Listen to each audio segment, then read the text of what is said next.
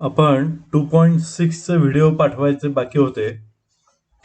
बऱ्याच जणांनी ते सोडवलेलेच आहेत डायरेक्टली, आणि शेवटचा जो तिसरा आणि चौथा प्रश्न फक्त बऱ्याच जणांना अडलेला आहे, जो शाब्दिक प्रॉब्लेम्स आहेत ते अडलेले आहेत. पण तरी सुद्धा कोणी अजूनही काय काय जणांनी मुलांच्यात तर बऱ्याच जणांनी दाखवलेलं नाही सोडवलेलं. त्यासाठी मी दोन्ही प्रश्नातला एखाद दुसरा प्रॉब्लेम घेतोय आणि हा एक्सरसाइज पण व्हिडिओ आपण पाठवतोय. आता आपण बघितलंय की हा एक्सरसाइज पूर्णपणे, ह्याला नाव आपण बघितलं की ऍप्लिकेशन ऑफ मॅट्रायसेस. तर कधीही लक्षात ठेवायचं, application is easier than main topic. कुठल्याही टॉपिकपेक्षा त्याचं ऍप्लिकेशन हे कायम काय असतं, सोपं असतं. मग आपण ह्याचे व्हिडिओ, थेरीचे व्हिडिओ पाठवलेले आहेत, त्यात सुद्धा एक प्रॉब्लेम बहुतेक सोडवून दिलेला आहे. तर ह्याचं ऍप्लिकेशन काय आहे, तर टू सॉल्व सायमल्टेनियस इक्वेशन्स, मराठीमध्ये ज्याला आपण एक सामायिक समीकरणे म्हणतो, ती सोडवण्यासाठी हे आपल्याला वापरायचं आहे. मग आपण ते 11वीला डिटर्मिनंट्स मध्ये क्रॅमर्स रूल मध्ये पण वापरले की एक सामायिक समीकरणे कशी सोडवायची. तर तसंच इथं आपण मॅट्रिक्सचा वापर करून ते आपण सोडवतोय. तर याच्यामध्ये आपण बघितलेलं होतं की ह्याला पहिल्यांदा मॅट्रिक्स फॉर्म मध्ये आपल्याला इक्वेशन मांडता येतात. ए एक्स इक्वल टू बी, त्यातलं ए म्हणजे आपला कुठला matrix, so this A is our matrix of coefficients, B is matrix of constants, and X is matrix of unknowns X and Y. मग आपण आता असं सांगितलेलं होतं की या दोन मेथड्स सांगितल्यात. पहिली मेथड आहे मेथड ऑफ इन्व्हर्शन, आणि त्याच्यावरच आपला पहिला प्रश्न आहे. तर मेथड ऑफ इन्व्हर्शन मध्ये आपण असं सांगितलं होतं की हे जे तुमचं मॅट्रिक्स इक्वेशन आहे, त्याला पहिल्यांदा तुमचा जो ए मॅट्रिक्स आहे, मॅट्रिक्स ऑफ कोएफिशिएंट, त्याचा इन्व्हर्स काढा. आता ए इन्व्हर्स काढणे आपण शिकलोय का नाही शिकलोय, 2.5 मध्ये शिकलोय. मग आता ए इन्व्हर्स काढणे मी सांगायची गरज नाही. Once we find this A inverse, what we have to do is just multiply both sides by A inverse. मग काय होईल बघा इथं, A inverse into A into X equal to A inverse into B. मग A inverse into A म्हणजे हे झाले I into X equal to A inverse into B. I into X म्हणजे काय राहिलं, फक्त एक्सच राहिलं, मग एक्स करून टाकतो. म्हणजे एक्स म्हणजे अननोन्स एक्स वायच्या किमती, किंवा 3 इक्वेशन्स असतील तर एक्स वाय झेडच्या किमती, की तुम्ही पहिल्यांदा ए इन्व्हर्स काढा आणि फक्त ए इन्व्हर्सने ह्या बी ला गुणा, आणि ह्याच्यावरून तुम्हाला काय मिळेल, एक मॅट्रिक्स मिळेल. आणि हे दोन मॅट्रिक्स इक्वेट केल्यानंतर तुम्हाला एक्स वाय किंवा एक्स वाय झेडच्या किमती मिळतील. So this method is non as method of inversion. याला मेथड ऑफ इन्व्हर्शन का म्हटलेलं आहे, की याला पहिल्यांदा तुम्ही काय करा की इन्व्हर्स काढा. बर, इन्व्हर्स ए चा इन्व्हर्स काढा. मग पहिल्यांदा आपण ए बी आणि एक्स तर मांडून घेऊया. मग यातला ए म्हणजे काय असतं म्हणून सांगितलं आपण, A is matrix of coefficients. X चे कोइफिशियंट्स 2, 3, वाय चे कोइफिशियंट्स 1, 5. एक्स म्हणजे काय, जे अननोन्स आहेत ते काय काय शोधून काढायचं आपल्याला, एक्स आणि वाय. आणि बी जो आहे तो काय आहे, मॅट्रिक्स ऑफ कॉन्स्टंट्स, तो काय येणार 5 आणि -3. तर आता ह्या मेथड ऑफ इन्व्हर्शन जो आपला पहिला प्रश्न आहे, की त्याच्यामध्ये आपल्याला त्याने असं सांगितलेलं आहे की ह्या जो ए आहे त्याचा इन्व्हर्स काढा. ही पहिली स्टेप. मग आता ए इन्व्हर्स काढण्यासाठी आपल्याकडे मेथड्स किती आहेत, तर आपल्याकडे 3 मेथड्स आहेत. तुमच्या मनाला येईल त्या मेथडनं ए इन्व्हर्स काढा. बरं, कुठल्या कुठल्या मेथड्स आहेत, तर ट्रान्सफॉर्मेशनच्या 2 मेथड्स आहेत. एक आहे रो ट्रान्सफॉर्मेशन, दुसरी आहे कॉलम ट्रान्सफॉर्मेशन, आणि तिसरी मेथड सांगितली आपण ऍडजॉइंट मेथड. मला तर त्यातल्यात सोपी आणि न चुकणारी वाटते ऍडजॉइंट मेथड, पटकन होणारी. बाकीच्या दोन्ही पण सोप्या आहेत, पण त्या जर सुटल्या तर 1, 2, 3 2 स्टेप मध्ये सुटतात, नाहीतर मग काय करायला आपल्याला वेळ लागतो. मग सोपं काय की ऍडजॉइंट मेथड. मग तुमचं तुम्ही कुठल्याही मेथडने काढा, की रो ट्रान्सफॉर्मेशन काढा, कॉलम ट्रान्सफॉर्मेशन काढा. ते कसं काढायचं असतं ते पण आपण सगळं सांगितलेलं आहे. त्याप्रमाणे पहिली स्टेप यातली की फर्स्ट फाइंड ए इनव्हर्स, आणि ते काढण्यासाठी आपल्याला मी वापरणार आहे इथं मेथड ऑफ ऍडजॉइंट्स. ऍडजॉइंट मॅट्रिक्सनं काढणार आहे. मग पहिल्यांदा त्या मेथडमध्ये काय असतं की पहिली स्टेप आता इथं आपण बघणार आहे की we have to find a inverse. मग त्यासाठी मला काय काढायला लागतो, डिटर्मिनंट ए. डिटर्मिनंट ए म्हणजे काय, दिलेल्या मॅट्रिक्सचं रूपांतर डिटर्मिनंट मध्ये करा आणि त्याची आधी किंमत काढा, आणि तो जो मॅट्रिक्स येतोय डिटर्मिनंट, तो तुमचा नॉन सिंग्युलर असला पाहिजे. म्हणजे 5 दोन्ही 10 आणि 3 एक्के 3, 10 वजा 3 म्हणजे किती, 7. ते काढून घेतलं.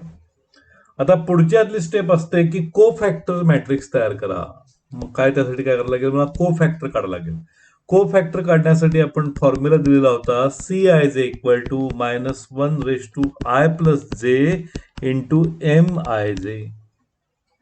मग आता हा आपला जो 2x2 चा मॅट्रिक्स आहे, इथं पाहिजे तर त्याचं नोटेशन मॅट्रिक्स साईडला लिहून ठेवूया आपण, की ह्याला म्हणतो A11, ह्याला A12, ह्याला A21, A22.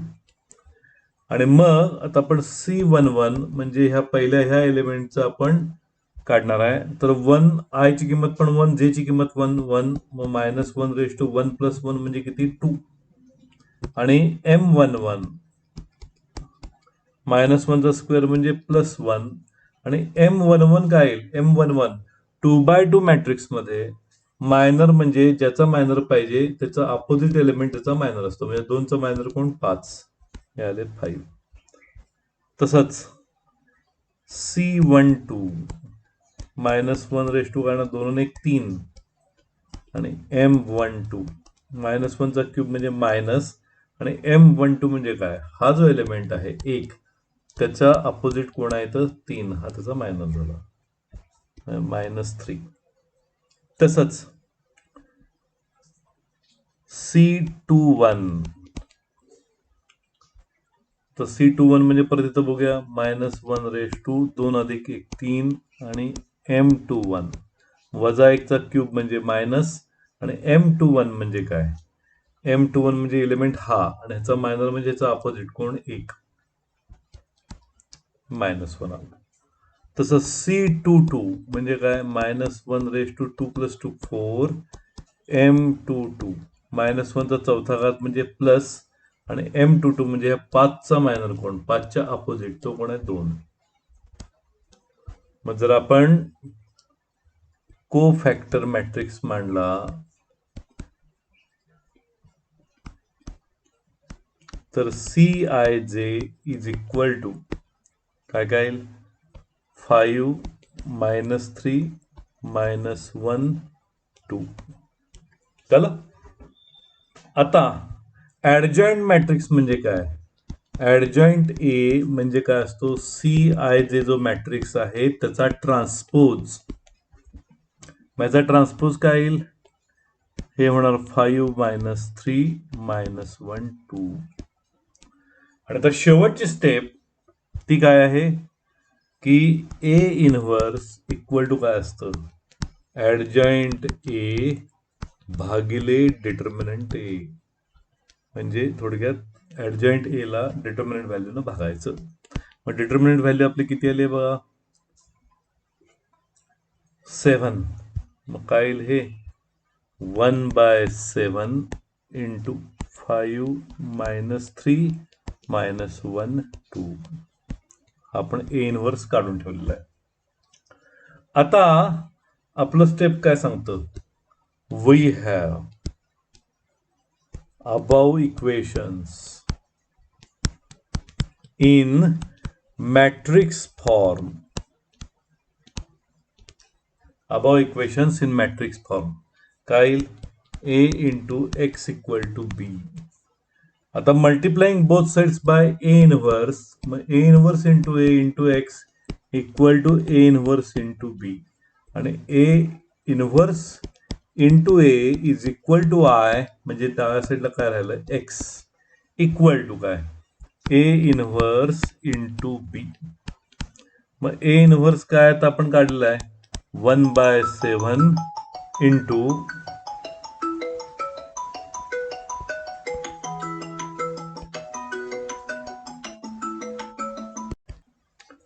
आता ए इनव्हर्स आपला काय आलाय 1/7 इंटू 5 - 3 - 1 2 5 - 3 - 1 2 इंटू बी काय आहे बघा.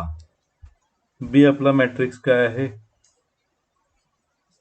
कुठे लिहिले बी आपण 5 - 3. बी पण आपला मॅट्रिक्स आहे 5 - 3. आता हा आहे 2/2 आणि हा आहे 2/1. मग number of columns in first is equal to number of rows in second, तेव्हा यांचा गुणाकार शक्य आहे.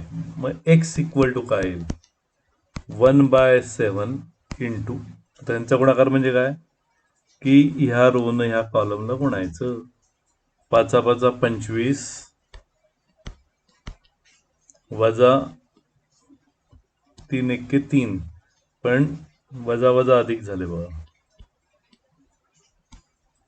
त्यानंतर ही दुसरी रो घ्या आणि कॉलम गणा. 5 × 3 = 15 वजा 15 आणि 3 × 2 = वजा 6. म्हणजे एक्स जो आपला आहे तो एक्स म्हणजे XY आहे इक्वल टू 1/7 इंटू 28 आणि -21. आता ह्याला आपण 7 न आत डिव्हाइड करणे म्हणजे प्रत्येक एलिमेंटला भागायला पाहिजे. म्हणजे 28/7 आणि -21/7. मग काय येईल ते 7 × 4 = 28 आणि वजा 7 × 3 = 21. मग आपण जर बघितलं शेवटी तर XY इक्वल टू 4 - 3. मग काय सांगणार if two matrices are equal their elements are also equal. म्हणून x इक्वल टू 4 आणि y equal to -3. So these are the answers. मग या पद्धतीनं आपल्याला स्टेप्स फक्त एवढ्याच आहेत की पहिल्यांदा ए इनव्हर्स काढा. कसा काढा, कसा वाटेल तसा काढा, फक्त कॉपी करून नाही. 3 मेथड्स आहेत, तर 3 मेथड्स पैकी कुठलीही मेथड वापरा आणि ए इनव्हर्स काढा आणि त्यातला जो बी आहे कॉन्स्टंटचा मॅट्रिक्स त्याला ए इनव्हर्सनी गुणा आणि तुम्हाला डायरेक्ट काय मिळेल, आपल्याला व्हॅल्यूज मिळतील. आता 3 इक्वेशनचा पण मी प्रॉब्लेम घेणार आहे, पण त्यातला इनव्हर्स काढण्याची जी प्रोसेस आहे ती तुमचं तुम्ही करायची. मी डायरेक्ट इनव्हर्सचा आन्सर लिहून घेणार आणि त्याच्याप्रमाणे शेवटची स्टेप जी आहे त्या मी करणार. असाच आपण त्यातला 3 इक्वेशनचा जर प्रॉब्लेम असेल तो आपण बघूया की 3 इक्वेशनचा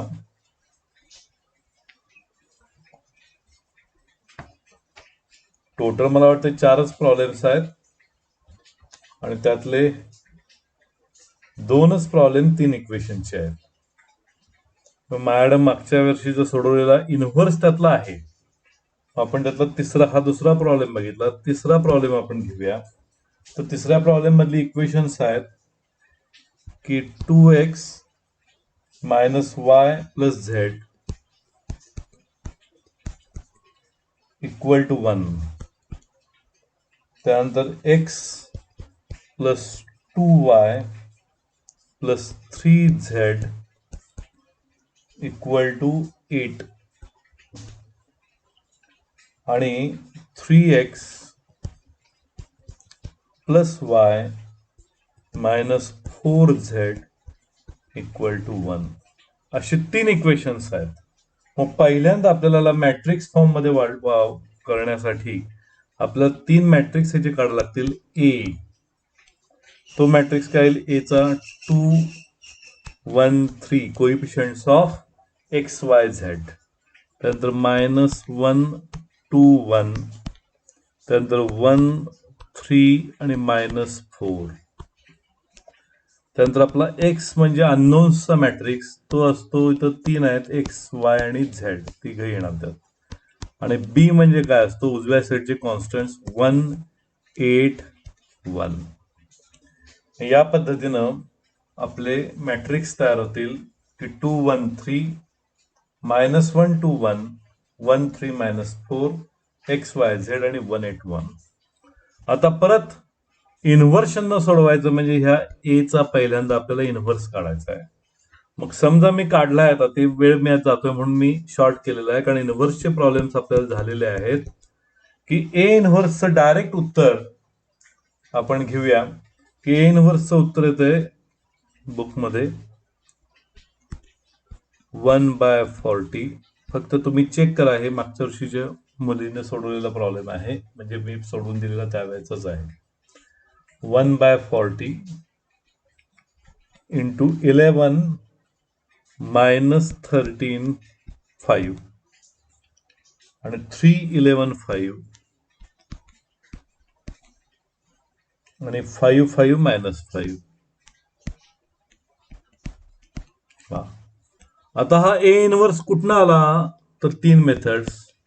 एक आहे ऍडजॉइंट मेथड, दुसरी आहे रो ट्रान्सफॉर्मेशन आणि तिसरी आहे कॉलम ट्रान्सफॉर्मेशन. यातल्या कुठल्याही मेथड्स वापरा आणि ए इनव्हर्स काढा. आता ते झाल्यानंतर we have above equations in matrix form. above equations in matrix form काय येतील, a into x equal to b. मग multiplying both sides by a inverse, मग काय येईल ते a inverse into a into x equal to a inverse into b. हे ए inverse into A म्हणजे I into X equal to, आता मांडूया आपण. ए इनव्हर्स काय तुमचा इथं वर लिहिलेला आहे 1/40 इंटू काय काय आहे तर वर 11 मायनस 13 5, 11 मायनस 13 5, त्यानंतर 3 11 5, 3 11 5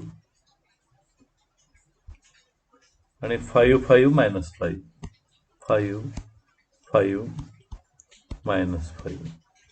आणि आपला बी आहे 181 काहीतरी होतं ना, हा येस 181. बस. मग दोन मॅट्रिक्सचा गुणाकार म्हणजे पहिल्यातल्या रोनं ओळीनं दुसऱ्यातल्या कॉलमला गुणायचा आहे, संपलं. मग आय इंटू एक्स म्हणजे एक्स इक्वल टू 1/40 इंटू काय काय हे 11 एक्के 11, 8 त्रिक 24 आणि 5 एक्के 5. परत वजा 13 गुणिले 1 वजा 13,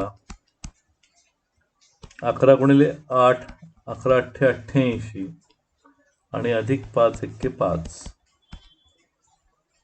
परत 5 एक्के 5, 5 48 आणि वजा 5 गुणिले 1 वजा 5. It is equal to 1/40 into. आता हे काय काय येतील, हे 5 आणि 1 6, 16, 24 अधिक 16 म्हणजे किती आले हे 40. आता हे वजा 13, आता हे 8 आणि 5 13, 93 झाले हे दोन्ही मिळून. 93 वजा 13 म्हणजे किती 80. हे 5 ला 5 गेले म्हणजे राहिले किती 40. मग एक्स इक्वल टू हे 40 न भागल्यानंतर आत काय राहील 1, 40 दोन्ही 80 आणि परत 1. आणि हा एक्स म्हणजे काय तो आपण इथं लिहूया. आता एक्स इक्वल टू काय आपलं एक्स वाय झेड. मग परत when two matrices are equal, their elements, respective elements are equal. So x equal to 1, y equal to 2 and z equal to 1.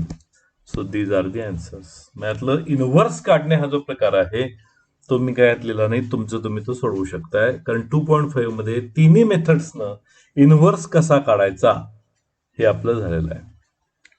लक्षात आहे. मग छोटा व्हिडिओ केलाय मी 3 याचे व्हिडिओ करतोय 2.6 चे.